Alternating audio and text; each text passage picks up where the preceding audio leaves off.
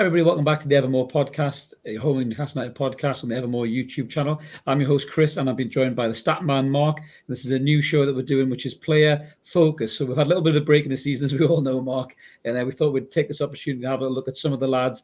And we've singled out one lad in particular, mate, haven't we? Mr. Joe Willock himself. Does polarise opinion a little bit with the fans. I love him, though, mate. What's your take on Joe Willock? How do you think he's done overall this season to start with? I think he's been very good. He's adapting to a role that he's been asked to do by Eddie Howe. He's a workhorse, isn't he?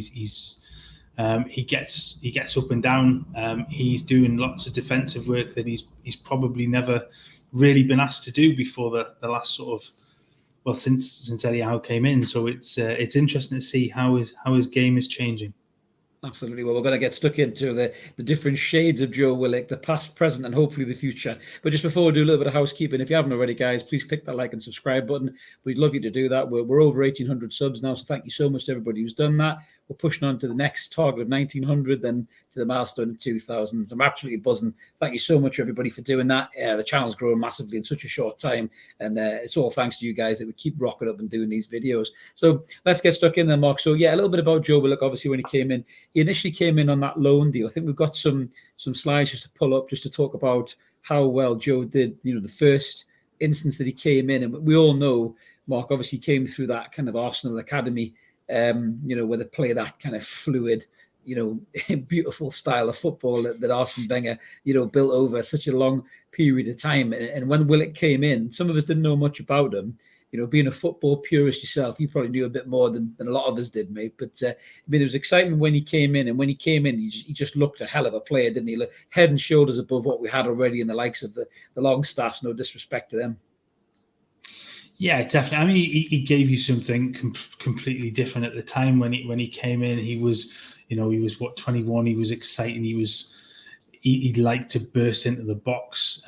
He would get goals. He'd already proved playing for Arsenal that he could get into the box. He could get you a goal. He could create trouble for the opposition. And when he came in for Newcastle, that was exactly what he did. He broke into the box late. He was able to play in behind the striker or from midfield and really get forward. He went on a terrific run, didn't he?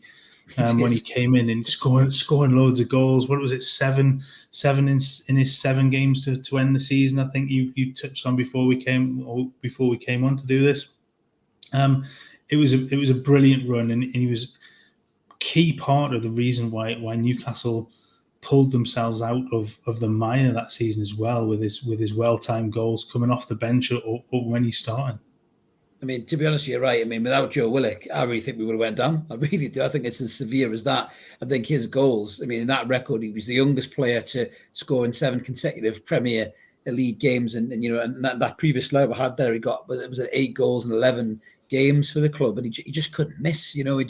But like you say, he gave us that even from that very first game against Southampton, where Maxi went down the line, cut inside, and previously was nobody there. Maxi would have to do about 19 step overs or whatever, or fall on the floor and throw his arms up in the air or something, try and win a penalty, or sky it into the Leazer's end.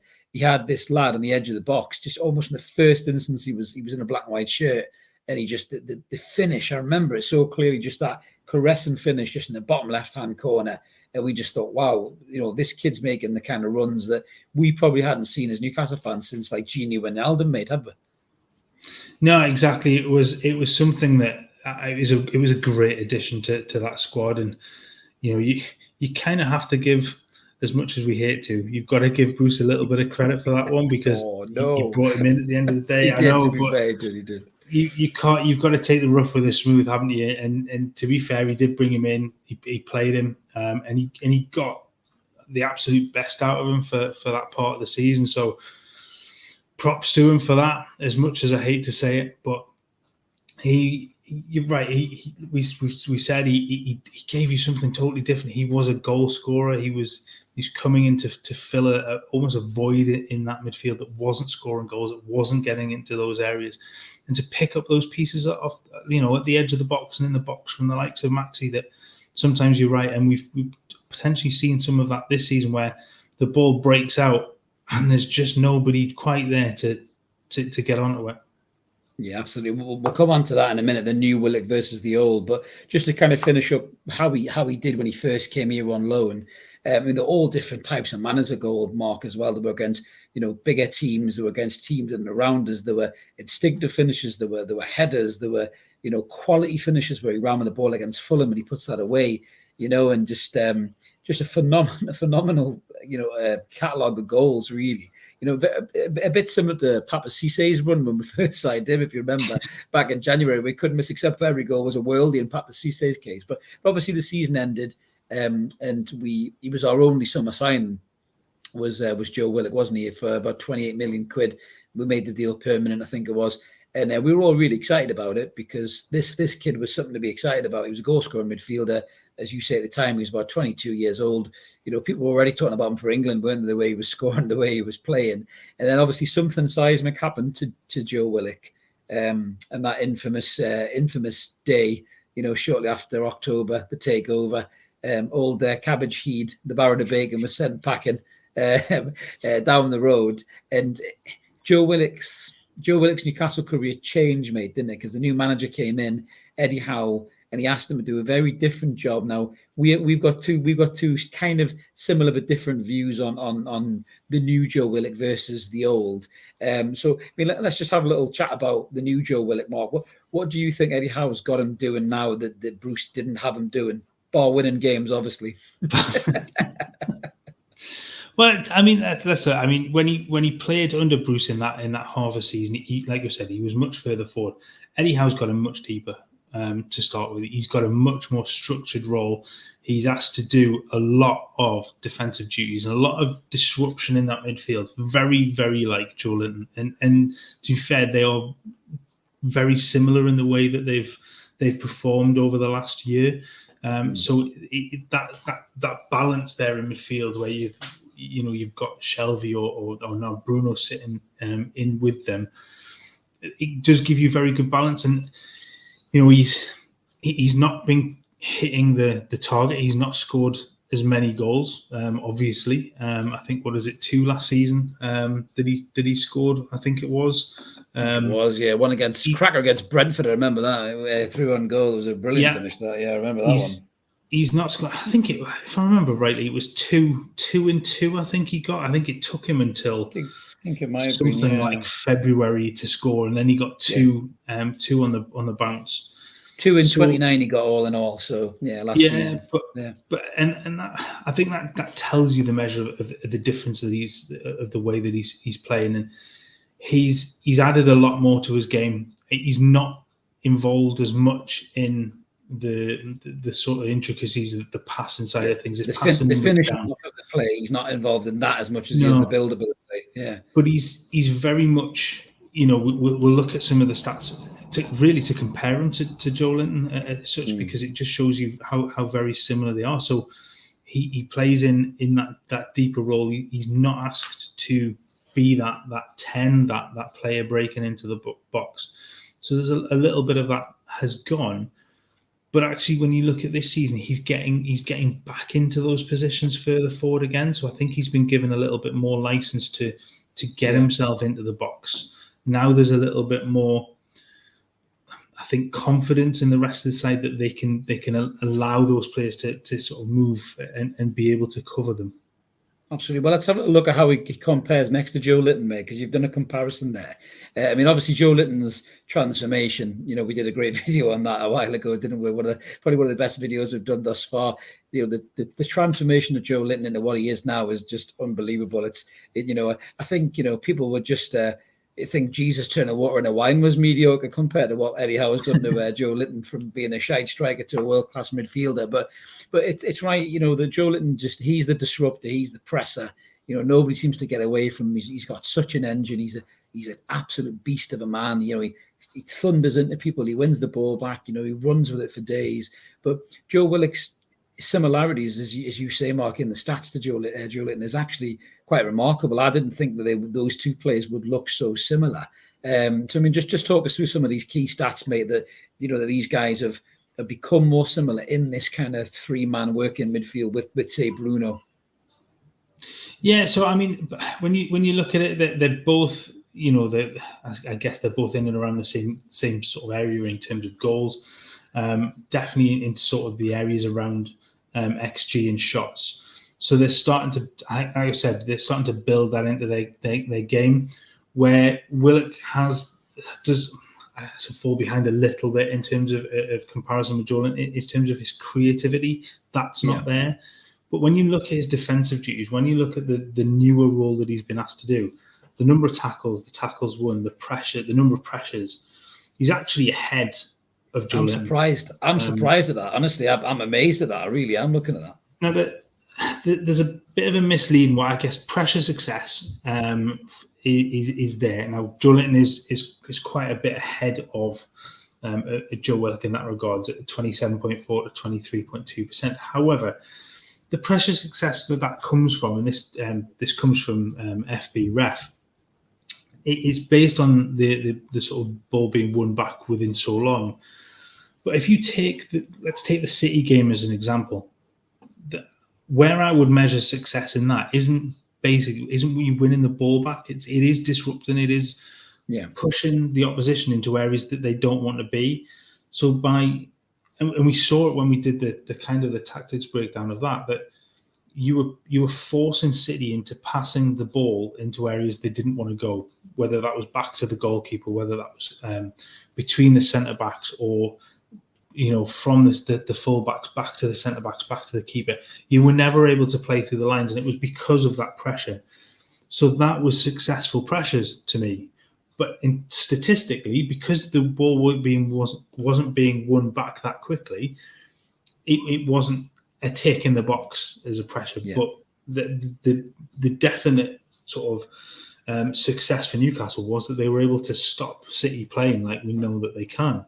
So when you see that number, the number of pressures that he has each match is two more than Joe Linton, and we've championed Joe Linton's ability to disrupt. And Joe Willock is right there as well. So he's very much being asked to do the same sort of transformation as Joe Linton, and he's doing it very, very well. Yeah, I mean, you can see there from the heat map. I mean, obviously the red for Joe Linton, in terms of how far back he drops to win the ball back, to tackle a player and then start to move off, and then obviously start an attack, whether he just runs with the ball or he passes it off and he makes that run as well. And you can see that Joe Willock is getting a bit more closer to the edge of the box than he used to be with a lot of those red dots there. But I mean, it's an interesting one. I think two things jump into my mind straight away for the new Joe Willock, and it's really hard to say you miss the old Joe Willock, even though I do, and I'll come on to that in a minute. But the new Joe Willock, two things stand out for me in recent memory.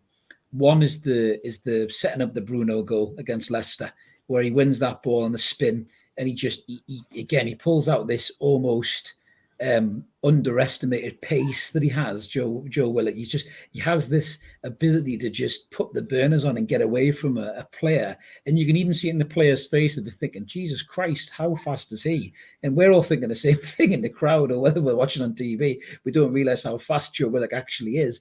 And the goal against Leicester, no other player in the park has the engine to do that at that particular stage of the game and make that happen. And then also the one against City, as you mentioned rightly there, he was brilliant against City.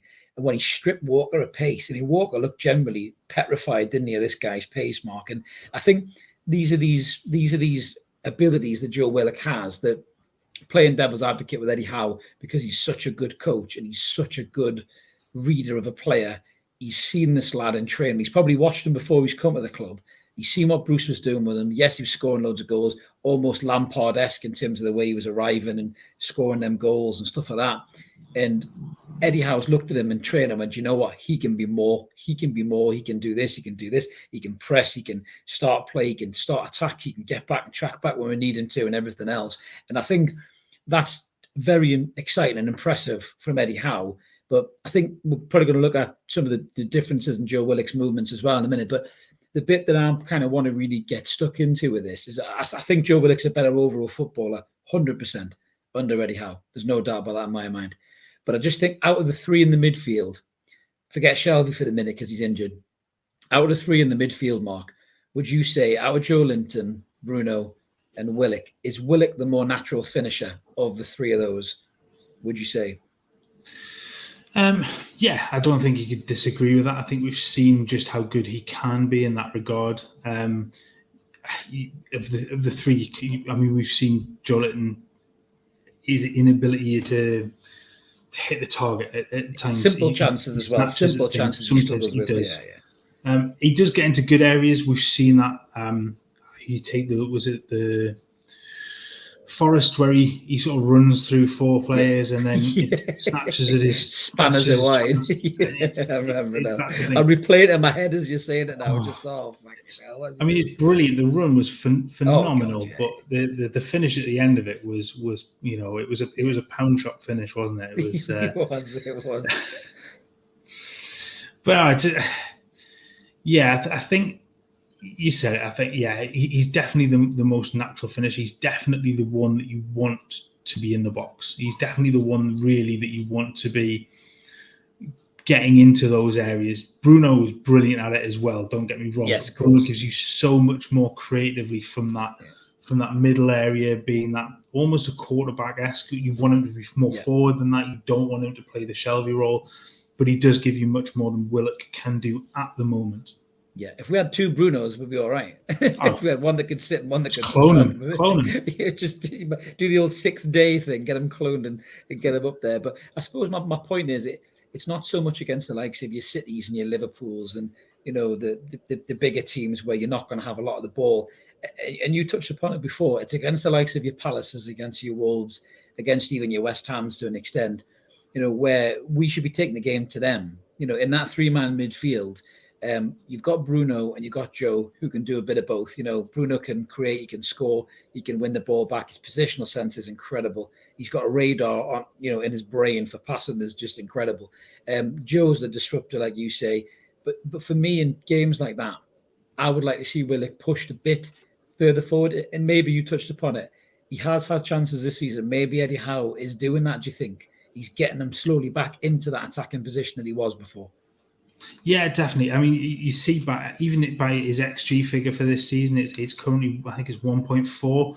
And when you consider it was 3.6 total for last season, and it was, funny enough, it was 3.6 the season before that as well in the period of time that he was with Newcastle. So he is getting into areas where you'd expect him to be scoring goals. Now, the Wolves one, I think that most of that XG was in the Wolves game, was that one chance that he snatched and pulled wide. You'd expect him to hit the target there. I think he goes at it with the wrong foot.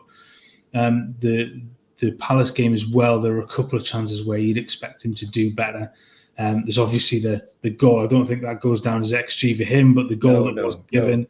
But he's got himself into that area where you'd expect him to be. And I think we were right. I think Eddie Howe is now trusting the players to allow the likes of him and Joe Linton, for that matter, to get further forward. He's given them, they're not so rigid, as we've said, that he's played a much more rigid system, and they're being asked to do that more defensive role, but he's allowing them now to be a little bit more free with how they get forward and get into the box and start to create more chances by you having the likes of Wilson or Isak, along with Maximin, Almiron down the other side, and then Willock or Joe Litton coming into the box a little bit later and having somebody there to be able to try and put away those chances that maybe get knocked down or pushed back out by the goalkeeper. So they're in and around that area. So we are starting to see a little bit more of that now, and I think the goals will come.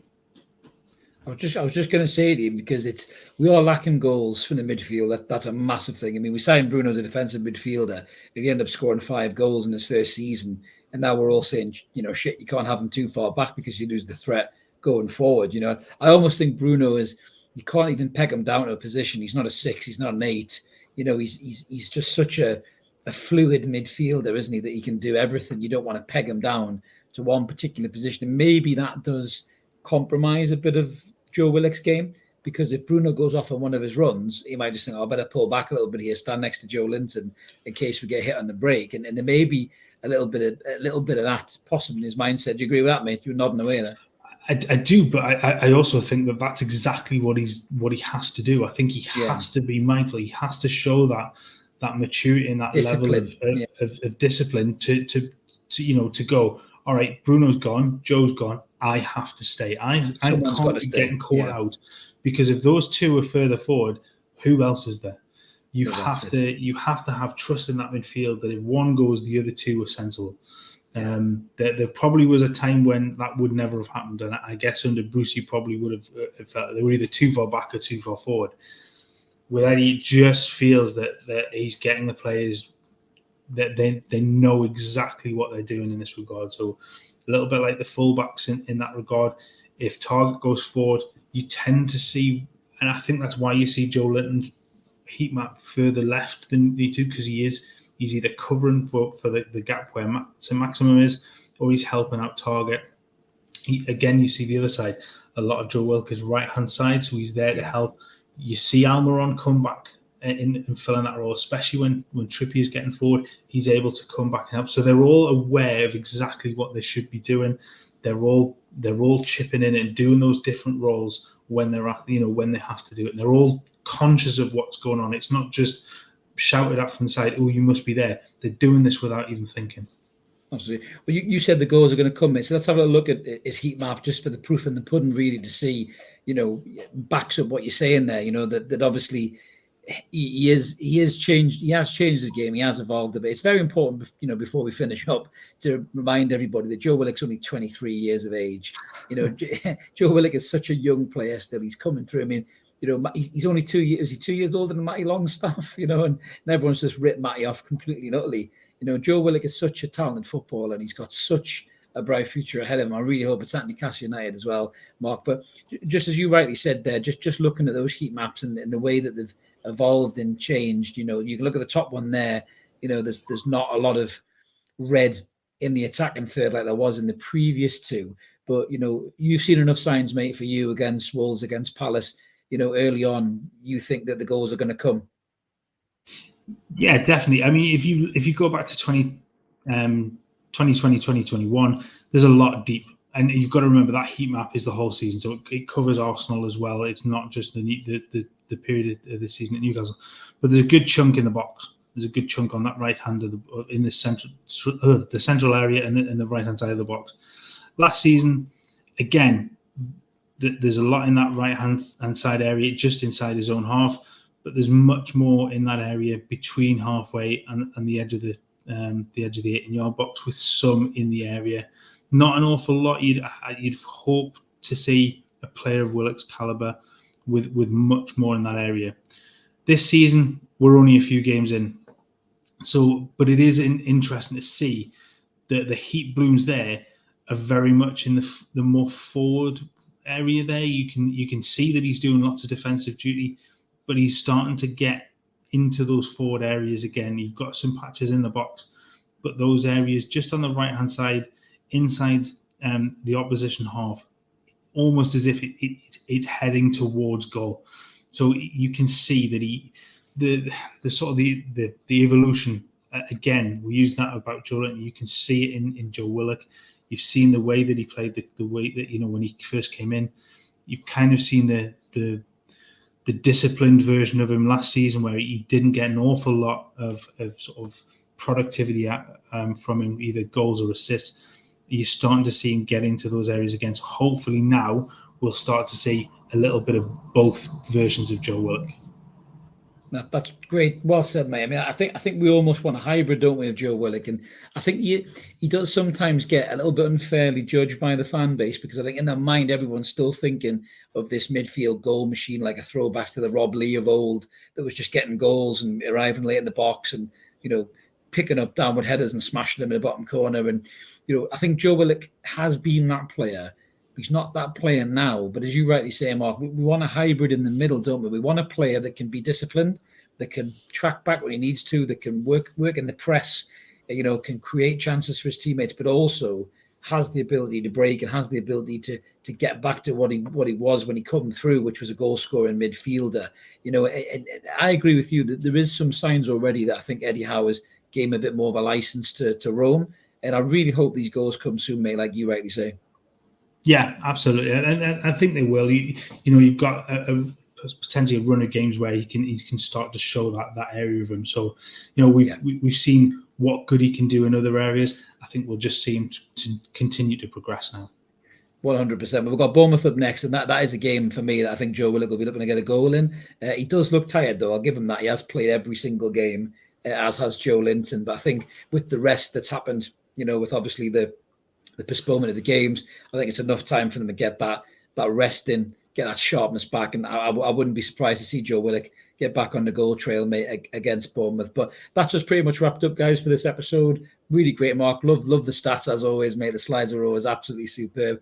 And it's great to take an in-depth analysis look at the players, mate, isn't it? And how they're evolving under Eddie Howe. It is, because we see it every week, don't we? And we can see, we did when we talked about Joe Linton before. I mean, it was just such an obvious thing to look at, the way that the difference of him and the way that he developed himself in that area, and really quickly as well. When we compared him to the likes of Declan Rice and stuff, and yes, that was possibly quite hyperbolic at the time, but his stats stood up to them.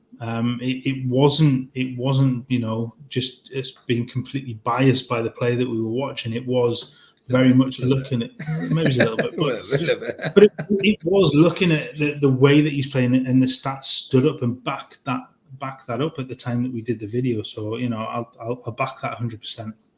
Absolutely, well, 100%, mate. You always love a percentage. That's a great way to end the episode. So, as I said, guys, at the start, if you like what we do, please click that like and subscribe button. Really helps the channel grow. Really helps Mark and me bring you these kind of videos, as well as the rest of the boys as well. We'll be back soon with our What's Going On podcast, and then we'll be back on Wednesday with the Evermore podcast. So keep it Evermore, guys. Click the bell. You won't miss any videos. And let's keep supporting that team. We'll call United, and let's see if Joe Willock gets back on that goal trail at the weekend. We'll catch you later.